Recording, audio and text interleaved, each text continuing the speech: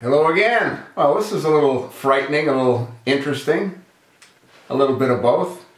Illegal aliens, non-citizens caught voting in Florida in vast numbers. Does that come as a big surprise? I don't know why it should. Florida already just legalized the criminals that, well, they're not criminals, felons, ex-felons. They've given them their rights to vote again. Huh? So, I mean, what does this really matter? What happened was an NBC investigator went ahead and took a look at the excusal forms when people receive a demand to appear on a jury.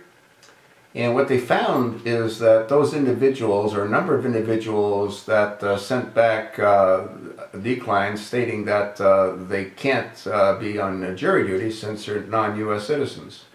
Well, what they found is those same people were on voter rolls. Okay, so they couldn't sit on a jury, but it's okay for them to vote. And the NBC reporter went ahead and actually did some investigative work on his own. They interviewed some of these folks, and one Jamaican gentleman said that he doesn't understand why his name would be on a voter roll when he's never voted. And then they found samples of when he actually did vote. Yeah. Now, NBC doesn't know if these people are even here illegally. All they determined is that there's a significant number of them that, again, sent in denials for jury duty because they couldn't vote, being non-citizens, yet they did indeed vote. One woman, I think, voted about 9 times in 9 different elections. We don't even know how many times she voted in those 9 different elections. If this isn't sufficient reason to demand photo voter ID along with a birth certificate or along with whatever legal document, a naturalization document, any kind of document, then there's no reason to vote. And that includes, as I had said in previous videos as well, absentee ballots are the easiest way to commit voter fraud. In the 2012 presidential election, there were countless individuals that went to vote and were told, you already voted, when in fact they never voted. They themselves didn't vote. Their names voted. People impersonated them through the mails.